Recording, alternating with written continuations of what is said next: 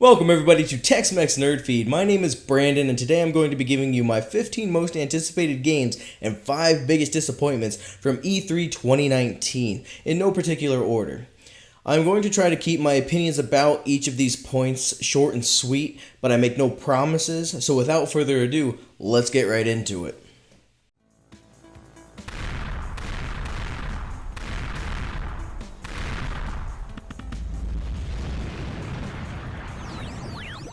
To start, one of my most anticipated games of E3 was Jedi Fallen Order. So we got some gameplay, and as I stated previously before on this channel, hack and slash games are my favorite. So to see the lightsaber gameplay of this game is just mwah.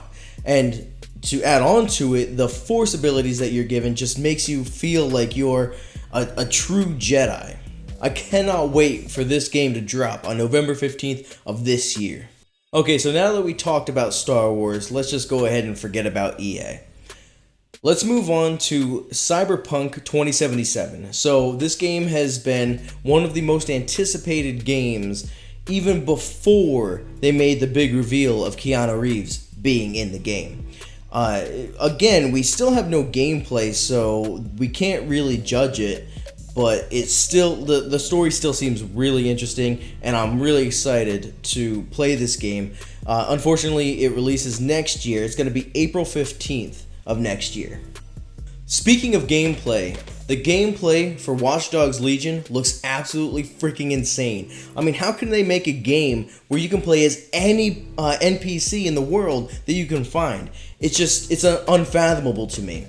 I like games that kind of focus around a single character because they could develop that character. But from what they showed, this game seems like it could really make you feel for the characters that you're playing as. Even though you could play as anybody, at least feel enough to where it affects you when they die, because this game has permadeath.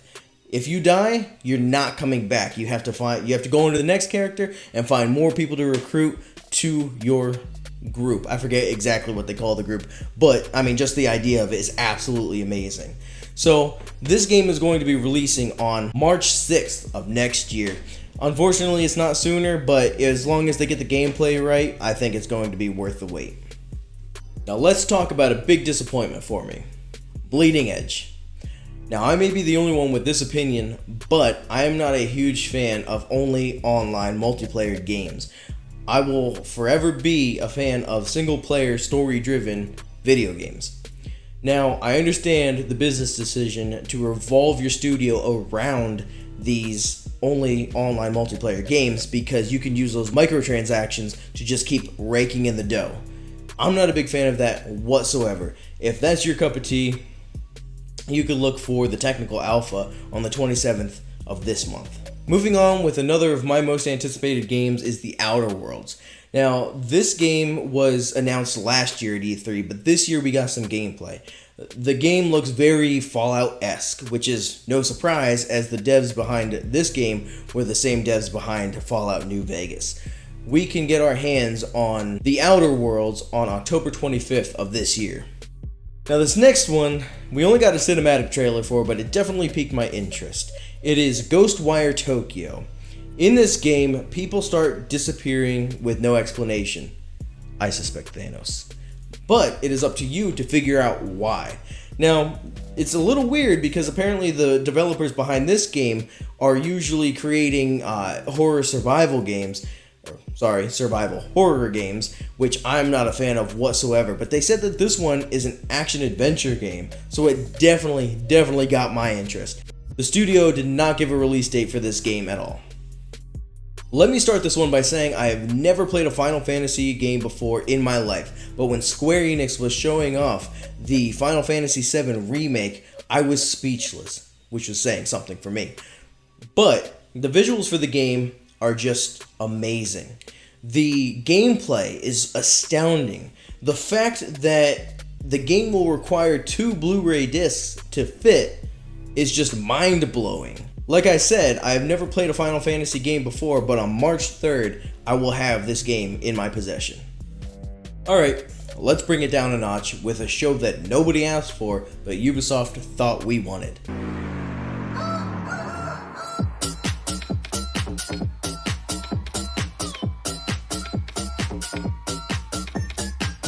I get it. You want to show off a game that is coming out soon. You want to show off what's new with Just Dance 2020. What? There's nothing new? It just has a different song list. What?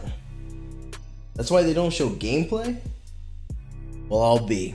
Shame on you, Ubisoft. Wasting our time with a cookie cutter game. Well, if you are interested in Just Dance 2020, it will be releasing early November on Nintendo Switch, Xbox One, PS4, and Nintendo Wii? Seriously? That's nearly a decade old. Well, whatever, and Nintendo Wii. So, Bethesda didn't offer much this year, but they did give us 2 new announcements for 2 new, decently looking games. We already talked about one before when we talked about Ghostwire, but the next one is called Deathloop. So apparently it revolves around 2 different characters, one of which is trying to get out of a cycle of death. The second of which is trying to kill the latter in order to keep that cycle going, and it creates, you guessed it, a death loop. So this was another game that no date was given for release, but we will probably be getting more later. Sticking with Bethesda, Doom Eternal looks absolutely amazing. They showed us some gameplay. I'm going to keep it short and simple. I'm going to be wasting a lot of my life destroying these demons, and I'm going to love every minute of it. Doom Eternal is going to be coming out on the 22nd of November. Okay, so there was a cinematic given to us. It was a very short one, so we don't have much to go off of, but it's for a game called Elden Ring. And the game appears to be a fantasy-style RPG, and it is a collaboration between the creators of Dark Souls and George R.R. Martin, who created Game of Thrones. There was no release date given for this game, but it definitely piqued my interest, especially because of how creative George R.R. Martin is. Speaking of cinematic trailers, one of the biggest disappointments of E3 was that there was pretty much nothing but, for the most part. I understand that there are a lot of developers that don't want to show off gameplay if the gameplay isn't ready to show off. I understand that.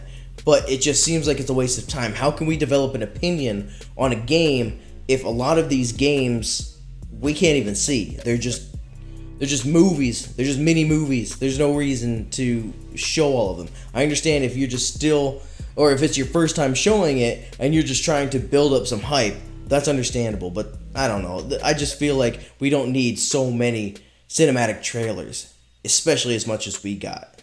We got a deeper look into Astral Chain for Nintendo Switch. I was already sold on this game before we saw this trailer, but seeing this trailer, I am sold 10 times over. I will be getting this game on August 30th when it releases this year.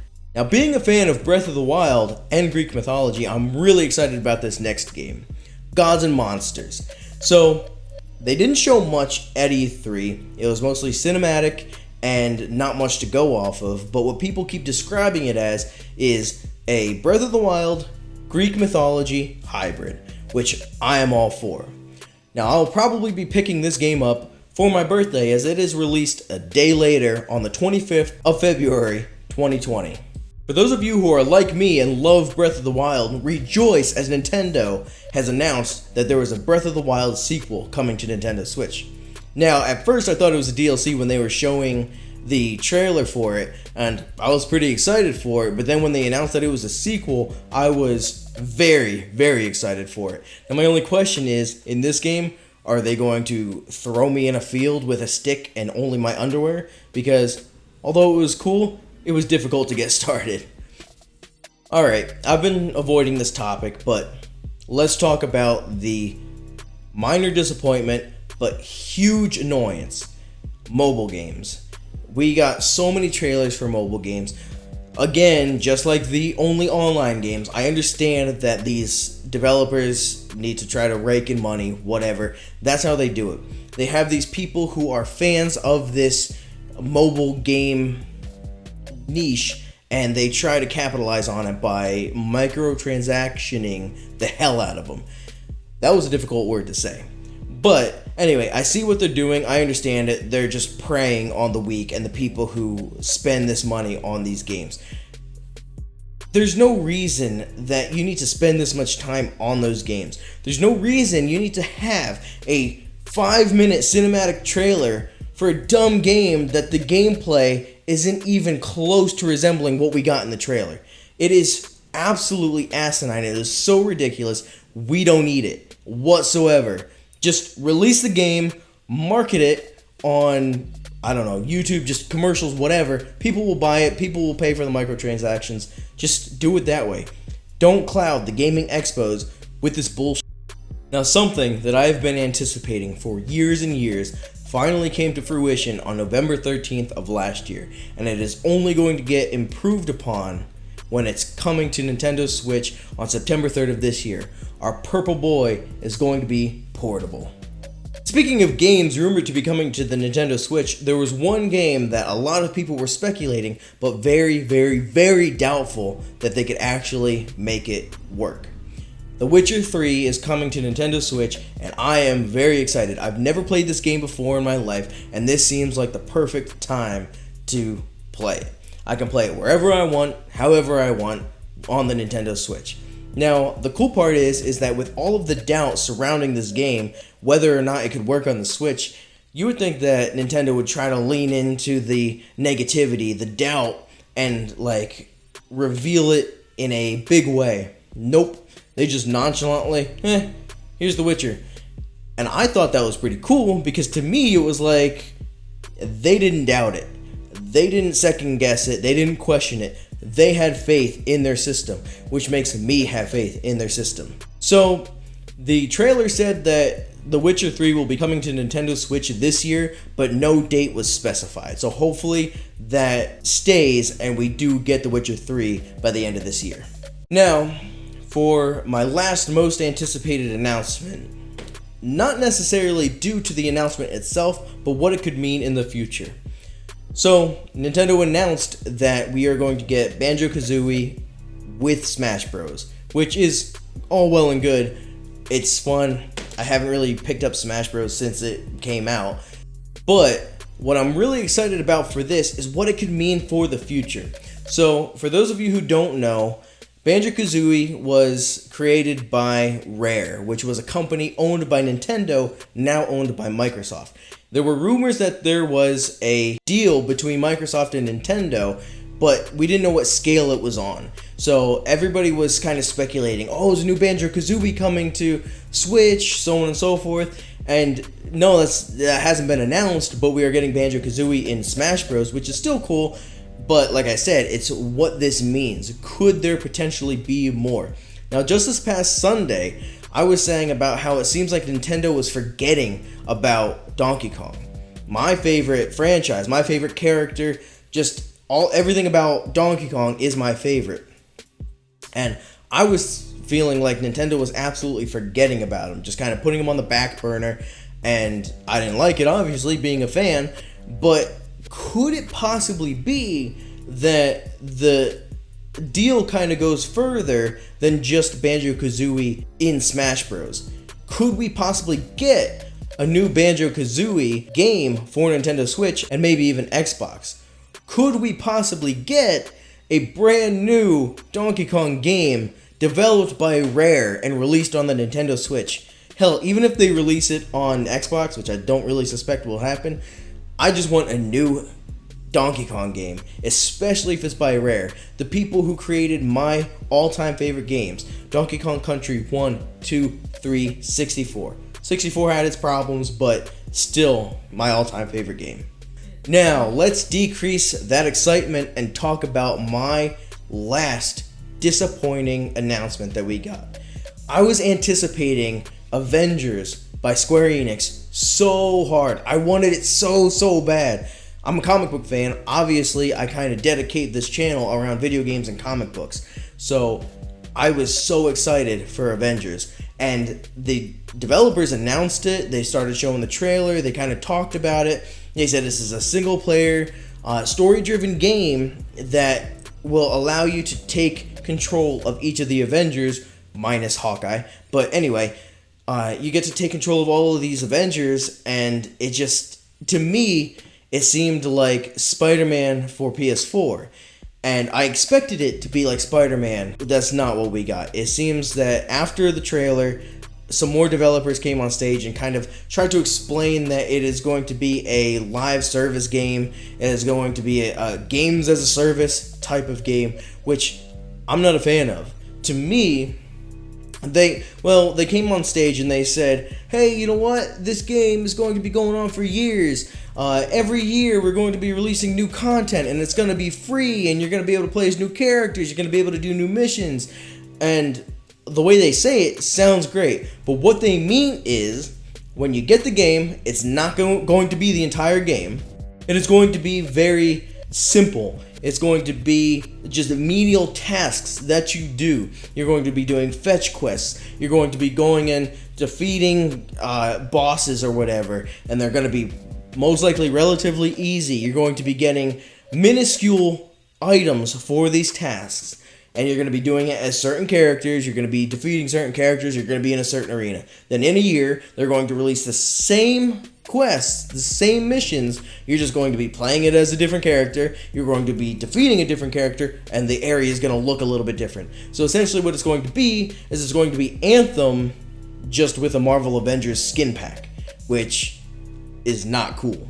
So to me, these types of games, these live service games, are pretty much just glorified smartphone games, and I don't think anybody can convince me otherwise. It's the same as Anthem, it's the same as Fallout 76, it's just all these fetch quests and dumbed down missions that nobody really wants to do.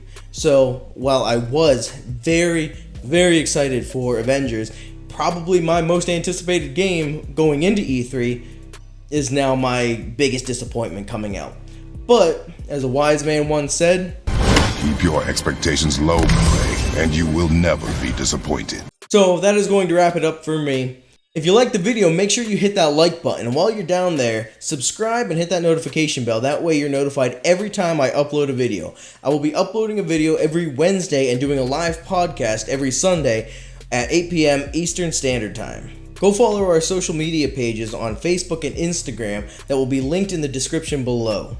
That is going to be it for me, so thank you for watching, and I'll catch you next time.